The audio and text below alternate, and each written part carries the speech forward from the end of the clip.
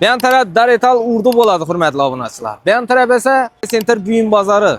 Assalomu alaykum, hurmatli obunachilar. Bugungi joyimiz Daretal Urduning yonida joylashgan 3 xonali kvartiramiz sotuvga chiqdi.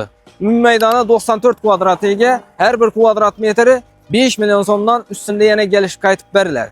Joyimiz 3 domimiz bo'ladi, magazin bo'ladi, 7 etajli domning 7-etajında. Her bir kvadrat metr 5 million so'mdan. Dokument, hujjatlari 100% tayyor, doğru adını o'tgandan notariusda pulni soni berasiz. Qanday ichkari qismi bilan donishib ko'rishib chiqsa. 7-etajimiz ham yetib keldik. Her etajda 3 kvartiradan ekan, liftlar 100% ishlab turibdi. İchkari qismine giradigan olsak, ben tarafimiz hojatxona bo'ladi. Ben tarafimiz kuxnimiz bo'ladi, hurmatli obunachilar. Kuxnida balkon qismi bor.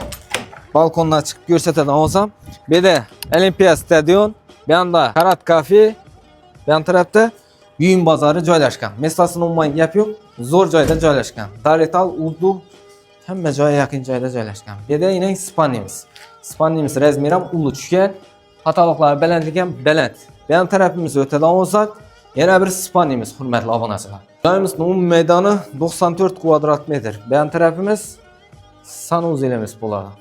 Yan tarafimiz zal bo'ladi. Zalimizda 2 oyna tushgan. Razmerini aytib o'tsam, 5,5 razmerda tushgan. Joyimiz 94 kvadratga ega. Har bir kvadrat metr 5 million so'mdan deb tutdilar. Ustida 1-2 so'm qaytib beraman deb tutdi. Umuman qaytilmaydi boshqa. Keling joyini ko'ring, ustida kelishamiz. Joyimiz mestasini tushuntirib o'taylik. Ikkinson Lesi, bu taraf Daretal Urdu yaqin yo'lning ustida joylashgan. Sağ olun, salomat olun, kanala abone bo'lishdan chiqmas, hamma shunday joylar olish nasib etsin.